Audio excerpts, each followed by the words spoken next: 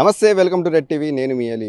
నెల్లూరు నగరంలోని 16 డివిజన్లో ఉన్న ముత్కూరు గేట్ వద్ద ఈరోజు పొంగూరు నారాయణ గారు ఈరోజు పర్యటన చేయడం జరిగింది. అయితే నారాయణ గారికి ఇక్కడున్న స్థానికులు కొన్ని సమస్యలు చెప్పుకోవచ్చారు. అయితే అసలు ఈ సమస్యలు ఏందనేది గ్రౌండ్ రిపోర్ట్ మనం తెలుసుకుందాం. వాళ్ళని అడిగి చెప్పండి, అసలు ఏంటమ్మా సమస్యలు, ఏంది మీ నారాయణ గారికి చాలా కంటతడి పెట్టుకొని చెప్పడం జరిగింది. అసలు ఏం జరిగింది? మాకు ఇల్లు లేవు సార్. ఇక్కడ గత ప్రభుత్వంలో కాలువ కట్టాలి అని చెప్పనని ఉండే మా ఇల్లులు కొట్టేశారు సార్. ఇల్లులు కొట్టేసి అమ్మ కాలువ పూర్తయిన తర్వాత ఖచ్చితంగా ఒక 2-3 నెలల్లో మీకు ఇల్లులు కట్టిస్తాం మేము, మాది పూచి అని చెప్పి మాకు ఇల్లులు తీసేశారు సార్. మేము ఏమి అబ్జెక్షన్ పెట్టకుండా మా ఇల్లులు ఇవ్వడానికి మేము సిద్ధపడ్డాం. కానీ కాలువ పూర్తయిన తర్వాత ఇప్పటికి ఆగస్టు 16కి 3 సంవత్సరాలు పూర్తయి 4వ సంవత్సరం కూడా వచ్చింది సార్. ఇప్పటి వరకు మమ్మల్ని పట్టించుకోలేదు సార్.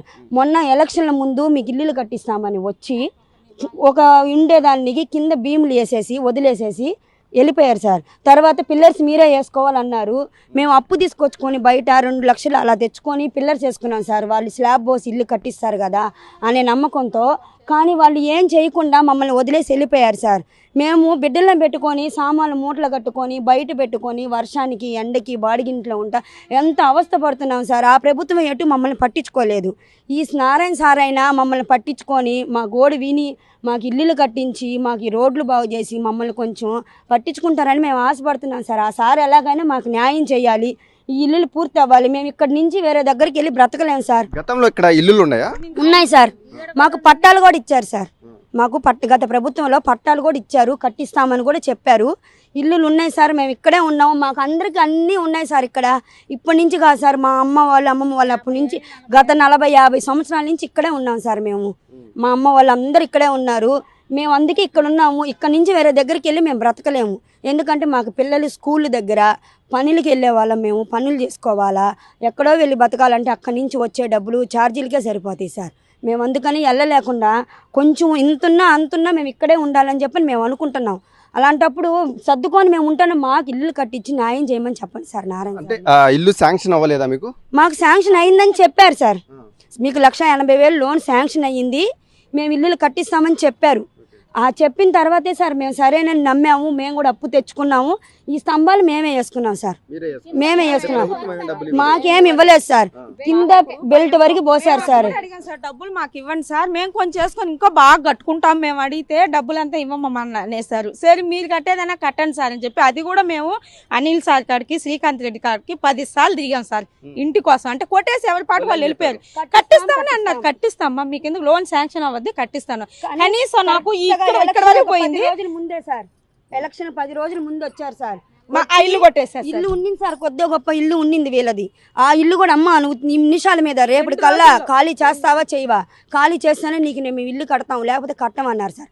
ఆ ఉండే ఇల్లు కూడా వీళ్ళు పడగొట్టేశారు సార్. కానీ పడగొట్టేసిన తర్వాత ఇప్పుడు ఊరికి ఈ స్తంభాలు మేము వేసేసుకున్నాం, కింద ఇది పోసేసి వెళ్ళిపోయారు సార్. ఇంకా మమ్మల్ని పట్టించుకోలేదు, రాలేదు, ఎవ్వరు పట్టించుకోవాలా. ఆ ప్రభుత్వాన్ని అడుగుదామని ఇప్పుడు ఆ ప్రభుత్వం అధికారంలో లేదు.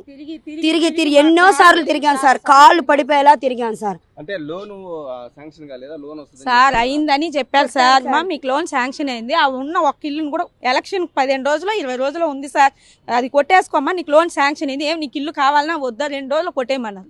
2 రోజులు కొట్టించారు నా చేత. 2 రోజులు కొట్టేసి ఇల్లు దొరకలేదు. ముందు ఒక చిన్న వసారు వేసుకొని ఆ ఇంట్లో కూర్చోన్నాం మేము. సామాన్లన్నీ అదిగో సందులోనే ఉంది, సామాన్లన్నీ మా సామాన్లన్నీ సందులోనే ఉంది సార్. మా సామాన్లన్నీ 4 బతకాల ఇల్లు కూడా లేదు.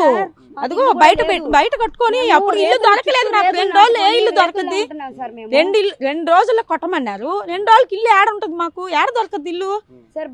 ఏడైనా 2 నెలల బాడుగు కావాలా? పిల్లకాయలు చదివించుకుంటామా లేదు బాడుగు కట్టుకుంటామా చేసుకుంటాం సార్. మాకు లోన్ శాంక్షన్ అయింది. అప్పుడు కూడా మేము అడిగాం సార్, మాకు ఆ డబ్బులు ఇచ్చేయండి సార్, కొంచెం అప్పో చేసుకొని మేము ఇల్లు కట్టుకుంటాం అన్నాం.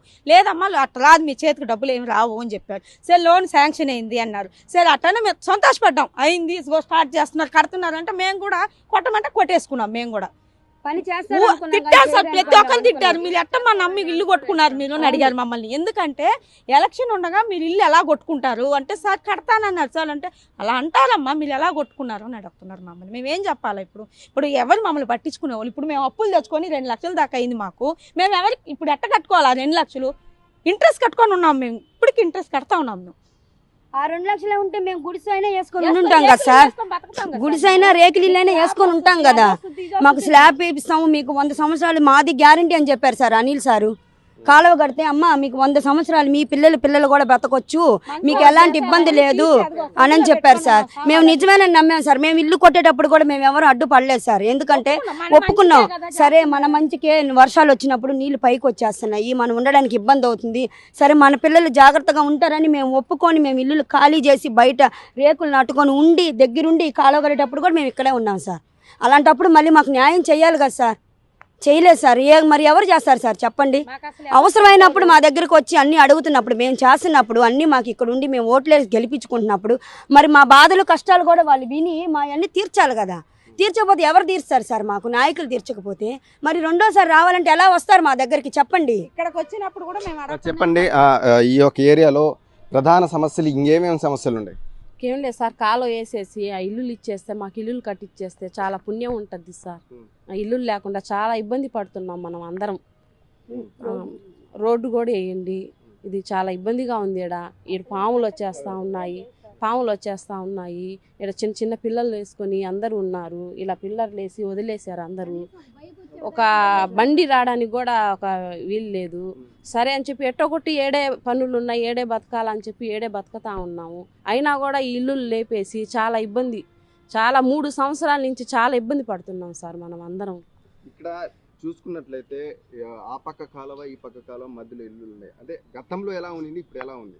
ఇప్పుడు దేవుడి దేవాల గతంలో కానించి ఇప్పుడు దేవుడి దేవాల ఈ కాలువ వేసినప్పటి నుంచి కొద్దిగా బాగానే ఉంది. అయితే ఇల్లులు కట్టిచ్చేస్తే మాకు కొద్ది పుణ్యం ఉంటుంది, రోడ్లు వేసేస్తే.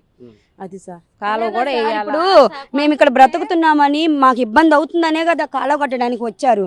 అలాంటప్పుడు కాలువ కట్టి వెళ్ళిపోతే మేము ఇక్కడ నివసించడానికి మాకు ఇల్లు ఉండాలి కదా సార్. మాకు ఇక్కడ నివసించడానికి ఇల్లు ఉంటేనే కదా మీరు కాలువ కట్టి ఉపయోగం. మాకు ఇక్కడ ఇల్లు లేనప్పుడు మేము కాలువ కట్టి ఎవరికి ఉపయోగం సార్? నీళ్ళు పోవడానికి తప్పితే. మీరు ఆ మాటే కదా మాకు చెప్పారు.